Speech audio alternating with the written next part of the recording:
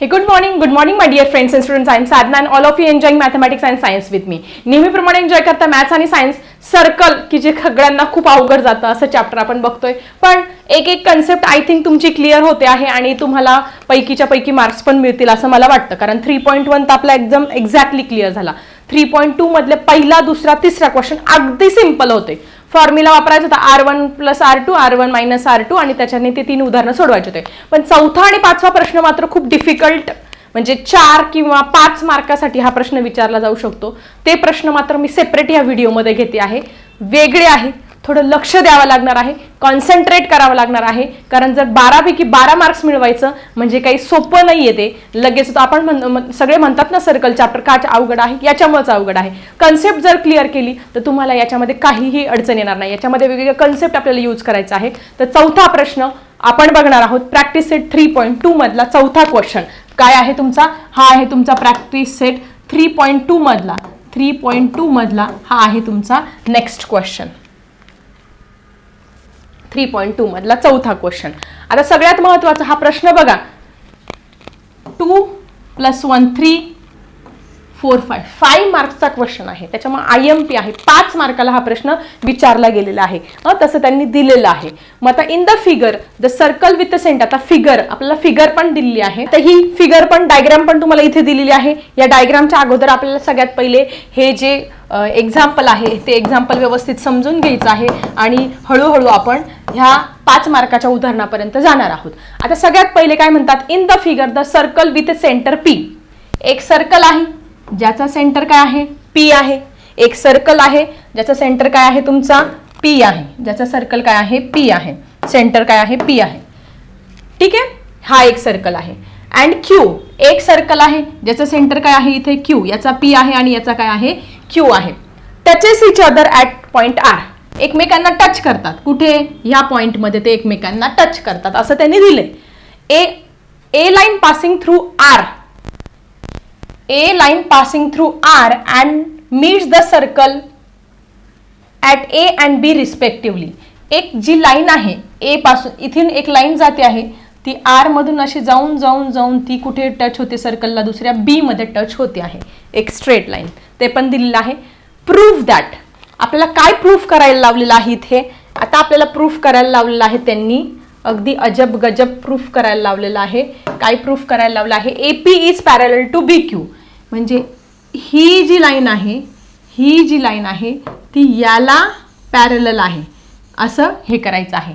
Simple आहे, सोपं आहे.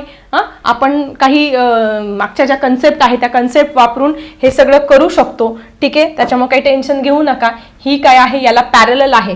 तुम्हाला जर 9th स्टँडर्डला जर तुम्ही नीट अभ्यास केला असेल, 9th स्टँडर्डला जर तुम्ही नीट अभ्यास केला असेल, 3 पॅरलल लाईन्स किंवा 2 पॅरलल लाईन्स, तेव्हा जेव्हा एक इंटरसेक्ट त्यांना म्हणजे जी ट्रान्सव्हर्जल आहे ती इंटरसेक्ट होत असे तर त्यावेळेस तयार होणारे काय तयार होतात तिथे? Alternate angle. काय तयार होत असतात? Alternate angle. त्यानंतर कुठले आहे?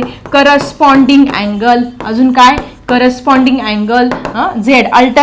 अल्टरनेट म्हणजे झेड शेप. झेड शेपचे जे अँगल तयार होत असतात, इथला एक अँगल आणि इथला एक, हा अँगल आणि हा angle. Alternate angle, corresponding angle आणि इंटरनल अँगल.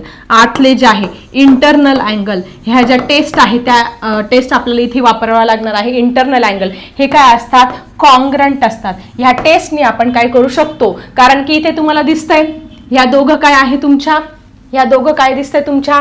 Parallel lines. हे एकमेकांना पॅरलल. हे जर वाढवल्या इकडे, ह्या जर इकडे अशा वाढवल्या तर ते काय दिसतील? पॅरलल. आणि त्यांना ही काय होते? एक त्यांची ट्रान्सव्हर्जल इंटरसेक्ट करते आणि इंटरसेक्ट केल्यानंतर काय होते? अँगलची पेअर, ही अँगल आणि हा अँगल एकमेकांना कॉन्ग्रंट दाखवून अल्टरनेट अँगल टेस्टने काय करू शकतो आपण? AP parallel to BQ. मी बरोबर तुम्हाला सोल्युशन सांगणार आहे, त्याच्यामुळे टेन्शन घेऊ नका.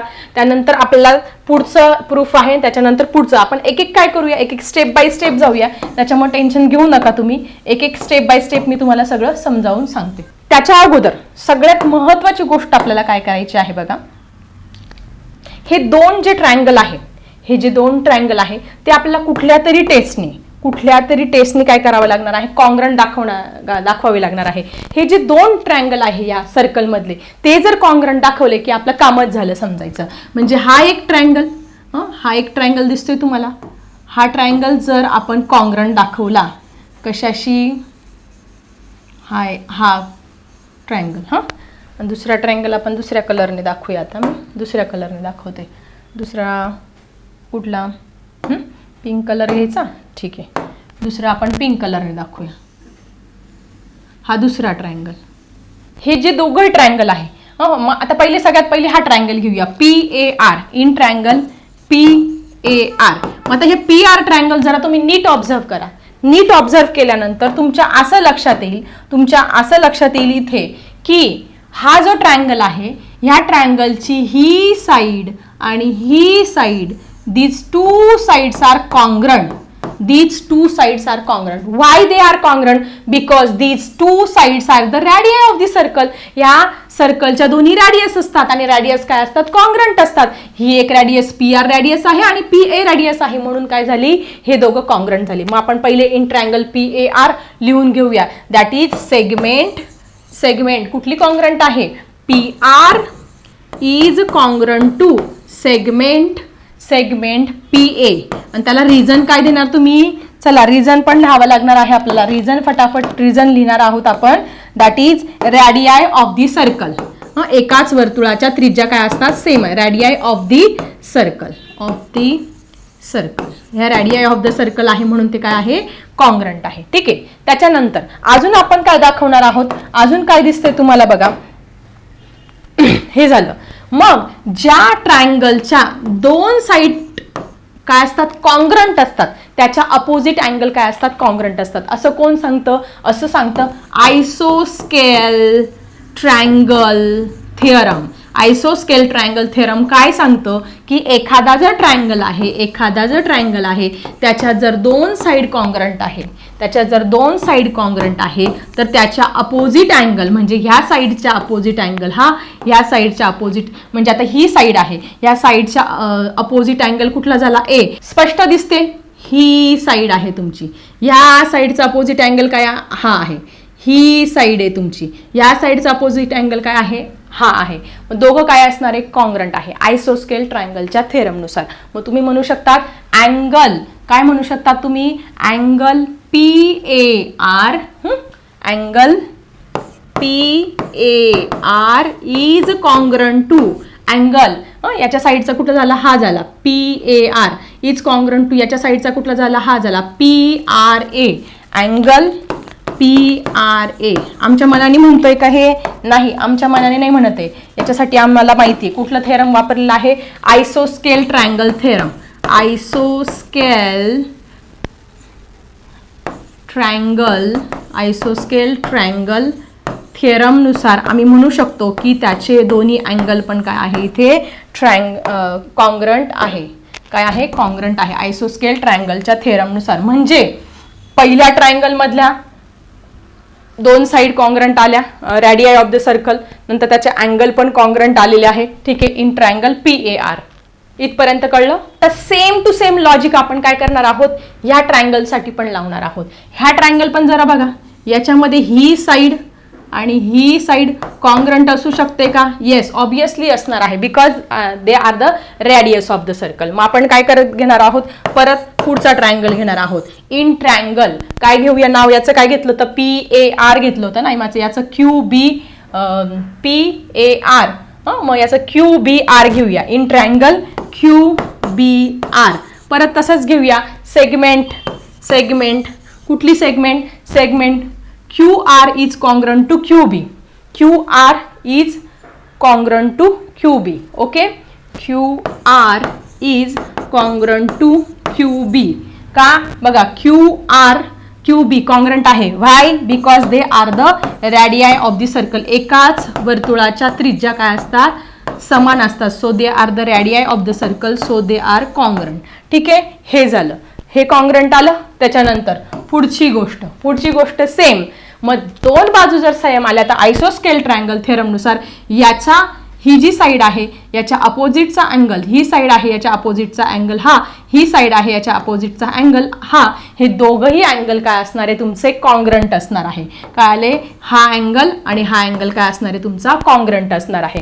मग आता आपण काय करूया, त्याचे अँगल्स पण लिहून घेऊया. मग त्याचे अँगल्स कुठले असणार आहे, angle QRB, angle QRB is congruent to angle QBR, angle QBR. याला रिझन काय लिहिणार आहात तुम्ही, याला रिझन लिहिणार आहात आयसोस्केल ट्रायंगल थेरम. आयसोस्केल ट्रायंगल थेरम नुसार आम्ही म्हणू शकतो जर त्रिकोणाच्या दोन बाजू सेम आहे तर त्याच्या अपोजिट अँगल काय असतात तुमचे कॉन्ग्रंट असतात. मग आता तुमच्या एक गोष्ट लक्षात येते का बघा, एक गोष्ट लक्षात येते का, खूप इम्पॉर्टंट गोष्ट तुम्हाला सांगते आहे, खूप इम्पॉर्टंट गोष्ट तुम्हाला इथे मी सांगते आहे. सगळ्यांनी नीट लक्ष द्या, नीट लक्ष द्या. इथे काय झालं, ह्या ट्रायंगलमध्ये ह्या दोन रॅडियाई कॉन्ग्रंट दाखवल्या, त्याचे अँगल पण कॉन्ग्रंट दाखवले.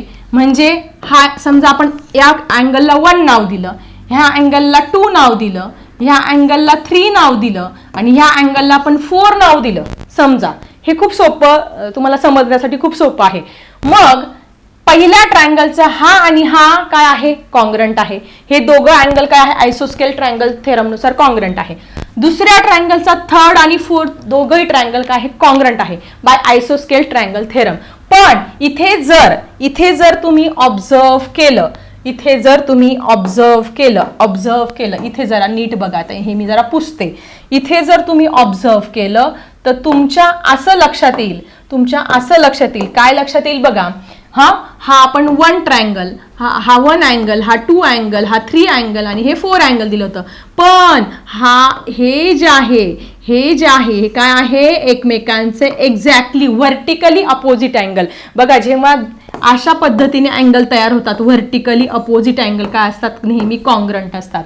आठवलं तुम्हाला. मग they are the second and third is a vertically opposite angle, म्हणून ते पण कॉन्ग्रंट आहे. देअरफॉर अँगल ए, इथं काय नाव दिलं तरी आपण ए, काय नाव दिलं तर ए आर ना रे, ARP is congruent to QRPB by because they are the vertically opposite angle. ठीक आहे. म्हणजे पहिल्या याच्यामध्ये साधं लक्षात घ्या, पहिला आपण हा ट्रायंगल घेतला, त्याच्यात काय केलं आपण,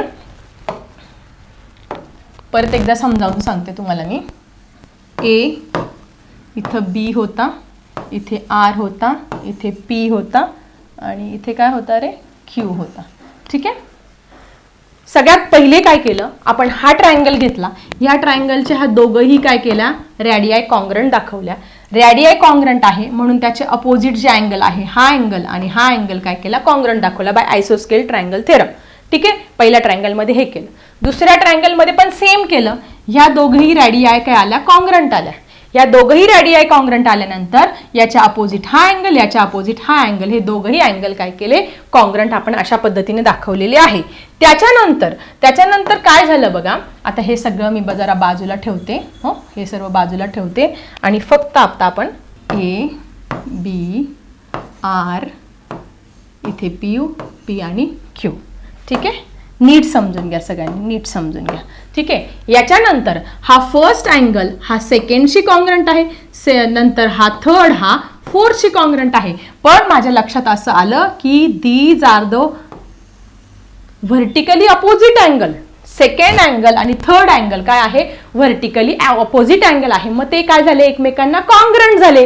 कॉन्ग्रंट झाल्यानंतर मग तुमचा फर्स्ट अँगल सेकंडला कॉन्ग्रंट झाला, सेकंड थर्डला कॉन्ग्रंट झाला आणि थर्ड फोर्थला कॉन्ग्रंट झाला. हे एकदम पॉवरफुल इक्वेशन, हे आपल्याला इतकं भारी गोष्ट मिळालेली आहे की याच्यावरून आपण हे जे 3 तुम्हाला प्रूफ करायला आलं ते इझिली सॉल्व्ह करू शकतो. ठीक आहे. म्हणजे आपल्याला हे सगळे अँगल काय मिळाले इथे कॉन्ग्रंट मिळाले, कारण हे ट्रायंगल काय झाले तुमचे कॉन्ग्रंट आलेले आहे. ठीक आहे. चला आता फटाफट आपण काय करणार आहोत व्हर्टिकली अपोजिट अँगल इथे लिहिणार आहोत. सो आता पुढची स्टेप, ट्रायंगल झालं, that is angle PRA, angle PRA is congruent to, आपण काय करूया याला इक्वेशन्स नाव देऊया बाळांनो. ठीक आहे. याला इक्वेशन नंबर 1 नाव देऊया. याला इक्वेशन नंबर 1 नाव देऊया. त्याच्यानंतर याला इक्वेशन नंबर 2 नाव देऊया आणि याला 3 नाव देऊया. Angle PRA is congruent to QRB. QRB. मग याला रिझन काय लिहिणार? Because they are vertically opposite angle. They are vertically opposite angle. Opposite angle ते एकमेकांचे व्हर्टिकली अपोजिट अँगल आहे. मग बाय इक्वेशन नंबर 1, 2 and 3 पहिलं, दुसरं आणि तिसरं याच्यानुसार आपण म्हणू शकतो की पहिला ट्रायंगल दुसऱ्याशी कॉन्ग्रंट आहे, दुसरा तिसऱ्याशी कॉन्ग्रंट आहे आणि तिसरा तुमचा चौथ्याशी कॉन्ग्रंट आहे. मग आपण काय करूया, हे सगळं लिहून काढणार आहे. PAR is congruent to PRA, then QRB is congruent to QBR. अशा पद्धतीने हे सगळे चारीच्या चारी ट्रायंगल काय करणार आहोत आपण, हे कॉन्ग्रंट जे आहे ते पुढच्या इक्वेशन, त्याला इक्वेशन नंबर 4 नाव देऊया. आणि ते 4 इक्वेशन आपलं इतकं पॉवरफुल असणार आहे की त्याच्यावरती आपण हे सगळे क्वेश्चन सॉल्व्ह करू शकतात. समजलं तुम्हाला? हे दोघंही ट्रायंगल आपण कॉन्ग्रंट दाखवले आयसोस्केल ट्रायंगल थेरम आणि रेडियाई ऑफ द सेम सर्कलने. त्याच्यानंतर मग त्याच्यामुळे हा आणि हा अँगल कॉन्ग्रंट आला, दुसऱ्या ट्रायंगलचा हा आणि हा अँगल. त्याच्यानंतर हे काय झाले, एकमेकांचे व्हर्टिकली अपोजिट अँगल, म्हणजे हे चारही तुमचे अँगल काय आहे इथे कॉन्ग्रंट आलेले आहे. परत ही डायग्राम बघा.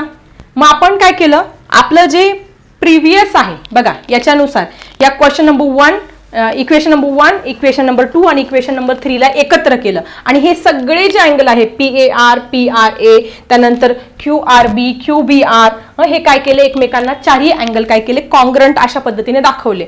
आणि अशा पद्धतीने आपल्याला इथे इतकं पॉवरफुल इक्वेशन मिळालेलं आहे की ह्या इक्वेशन वापरून आता आपल्याला हे इतकं पॉवरफुल इक्वेशन मिळालं आहे की ह्या इक्वेशनला आपण काय करणार आहोत, इक्वेशन नंबर 4 नाव देणार आहोत. Equation number 4. आणि हेच आपल्या सगळ्या प्रश्नांचं उत्तर आहे. मग आता आपला पहिला प्रश्न काय आहे, segment AP is parallel to segment BQ. 2 मार्कासाठी आपल्याला प्रूव्ह करायचं आहे AP is parallel to BQ.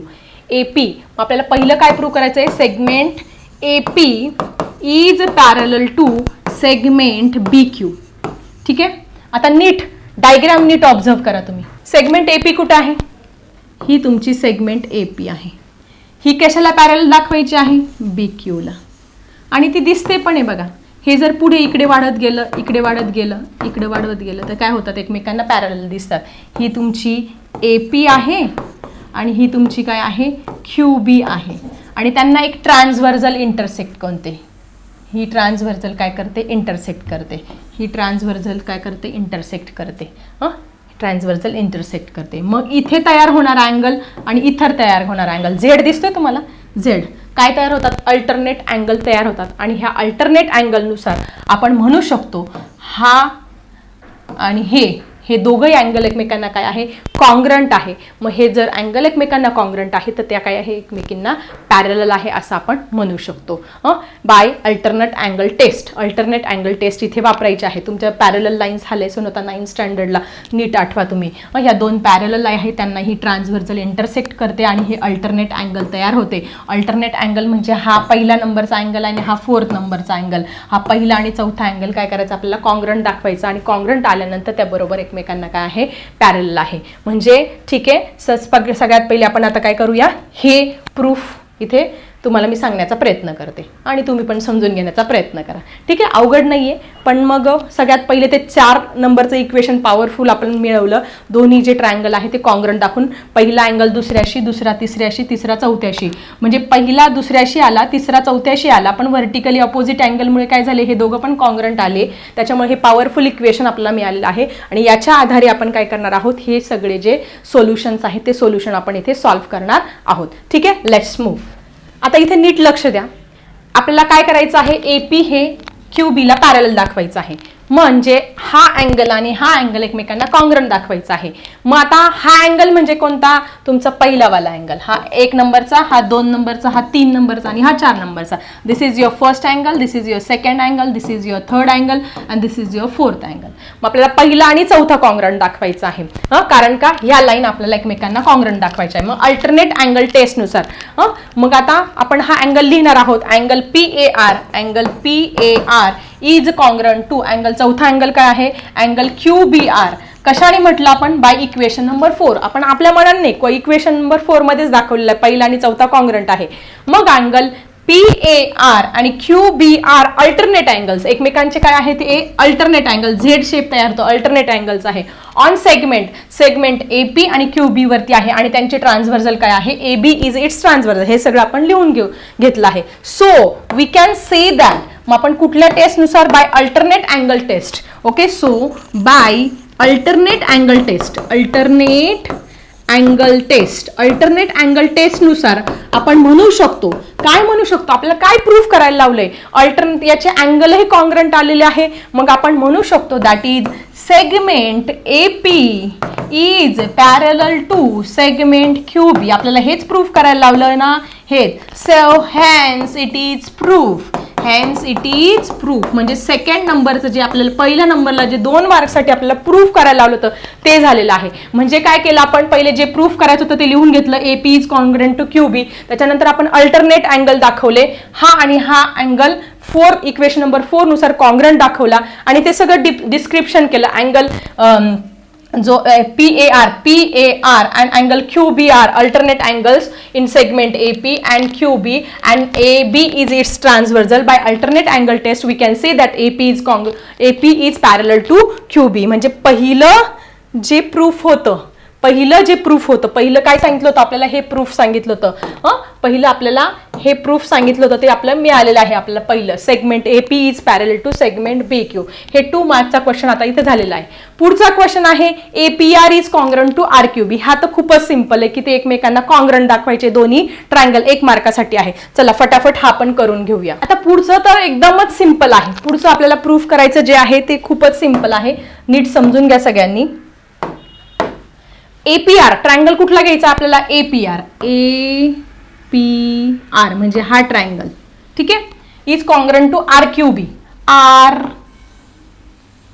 RQB हे दोघं ट्रायंगल काय करायचे, आपल्याला एकमेकांना सिमिलर दाखवायचे. मग आता कुठल्या तरी टेस्टने आपल्याला काय करावं लागणार आहे, ते सिमिलर दाखवावे लागणार आहे. मग आता हे सिमिलॅरिटी म्हणजे आता काही विद्यार्थी म्हणतील की टीचर ही व्हर्टिकल अपोजिट अँगल आहे, हे घेऊन नाही चालणार, ते उत्तर तुमचं 100% चुकणार आहे. मग अशा वेळेस काय करायचं, मग तुम्हाला 1 to 1 करस्पॉन्डन्स तुम्ही 8वी 9वीला शिकले असाल. मग आता 1 to 1 करस्पॉन्डन्स म्हणजे ट्रायंगल APR आहे, समजा triangle APR is 1 to 1 correspond to triangle RQB.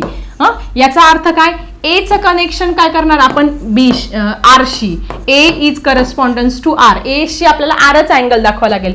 P चं आपल्याला connection P is correspondence to आपल्याला Q शी दाखवणार आहे आणि R is correspondence to B.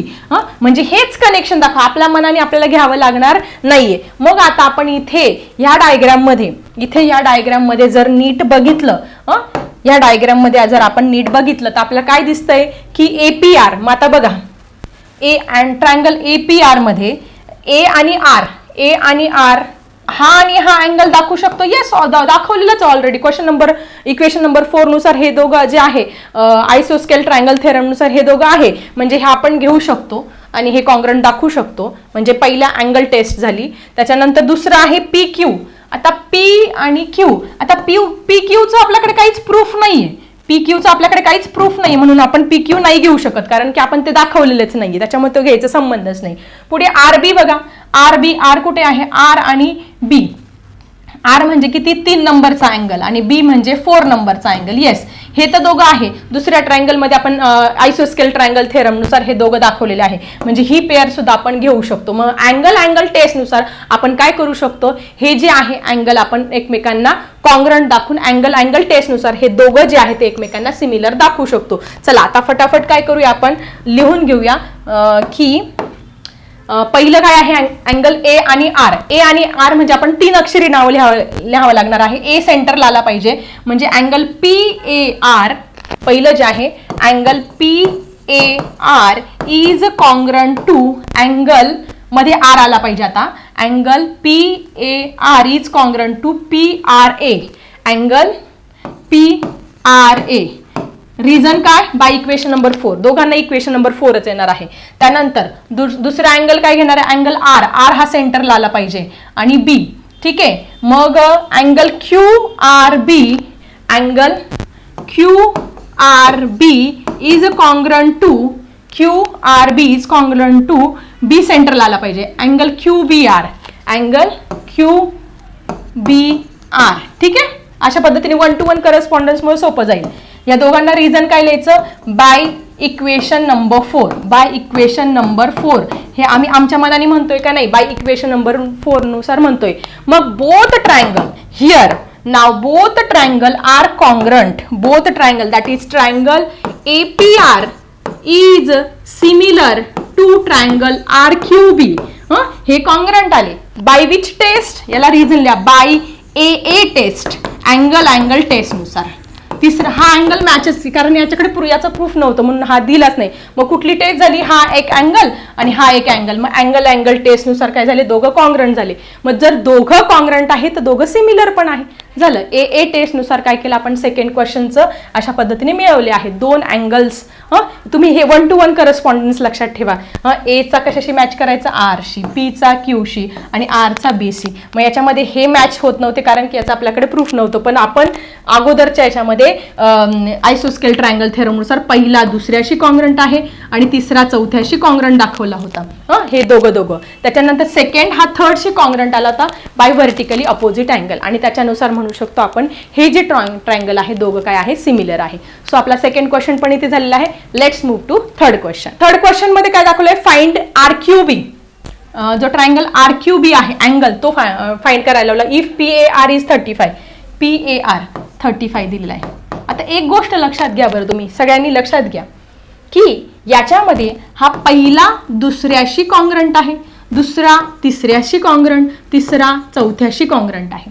पहिल्या याच्यानुसार आपण पहिला दुसऱ्याशी, तिसरा चौथ्याशी आणि नंतर सेकंड आणि थर्ड पण काय आहे, कॉन्ग्रंट आहे. मग हे सगळे जर अँगल कॉन्ग्रंट आहे तर मग हा 35 आहे तर हा पण काय असणार आहे 35, because they are congruent equation number 4 नुसार. मग हा 35 आहे तर हा पण काय असणार आहे तुमचा 35 आहे. मग साधी गोष्ट आहे. मग आपल्याला काय विचारलं त्यांनी, अँगल PAR विचारलेलं आहे. अँगल PAR 35 दिलेला आहे आणि विचारलं काय आहे, फाइंड RQB. मग आपल्याला मिळालेलं ना बाळांनो, हा 35 मिळाला, हा 35 मिळाला. मग the sum of all the angles in triangle is 180 degree. मग 35 70 झाले. 180 मधून काय करायचं, हा फक्त मायनस करायचा आणि आपल्याला आन्सर इथे मिळणार आहे. किती सिंपल आहे. त्रिकोणाच्या तीनही अँगलची बेरीज किती असते, 180 डिग्री. आणि मग 180 मधून जर हे 70 मायनस केले तर आपल्याला अँगल RQB हा सिम्पली मिळून जाणार आहे. ठीक आहे, चला फटाफट आता आपण सोल्युशनकडे जाऊया. हे इक्वेशन नंबर जे 4 आहे ते काय केलं मी फक्त कॉपी पेस्ट केलेलं आहे. हे इक्वेशन नंबर 4 की जे आपल्याला खूप मदत करणार आहे हे आपल्याला सॉल्व्ह करण्यासाठी. मग याच्यानुसार पहिला अँगल दुसऱ्याशी कॉन्ग्रंट आहे, दुसरा आणि तिसरा आणि चौथा कॉन्ग्रंट आहे आणि दुसरा आणि तिसरा पण काय आहे, कॉन्ग्रंट आहे. मग याच्यामध्ये RQB आपल्याला विचारलं आहे. RQB म्हणजे हा आपला अँगल इथे विचारलेला आहे. मग RQB साठी PAR दिलेला आहे. मग हे करण्यासाठी आपल्याला हा अँगल आणि हा अँगल हे तिघही 1, 3, 4 काय करावं लागणार आहे, एकमेकांना कॉन्ग्रंट दाखवावे लागणार आहे. 1, 3 and 4. मग आता बघा पहिला अँगल कुठला आहे, 1 PAR लिहून घेतला. त्यानंतर तिसरा कोणता आहे, QRB, तो पण लिहून घेतला. 1, 3 आणि 4, 1, 3 and इथे 4 पाहिजे. आर कॉन्ग्रंट, हे 1, 3, 4 काय आहे, कॉन्ग्रंट आहे. तर त्याच्यामधला QRB आणि QBR बघा, QRB आणि QBR हे दोघं किती आहे, जर हा 35 आहे तर हा पण 35, हा 35 म्हणून हा पण 35, हा 35 म्हणून हा पण 35. सगळे अँगल किती आहे तुमचे 35 डिग्री आहे. मग इन ट्रायंगल आता आपण काय करणार आहोत, ट्रायंगल मध्ये घेणार आहोत. Okay, so let's see the triangle. In triangle कोणता ट्रायंगल घेतला आपण, RQB फाइंड करायचा ना, RQB तोच ट्रायंगल घेऊया. इन ट्रायंगल RQB तीनही कोणांच्या मापांची बेरीज किती असते, त्रिकोणाच्या 180 असते. मग आपण तीनही अँगल 3 अक्षरांचं लिहूया. अँगल QRB प्लस बघा हा QRB 35 आहे. Angle QBR plus angle QBR आणि प्लस अँगल RQB.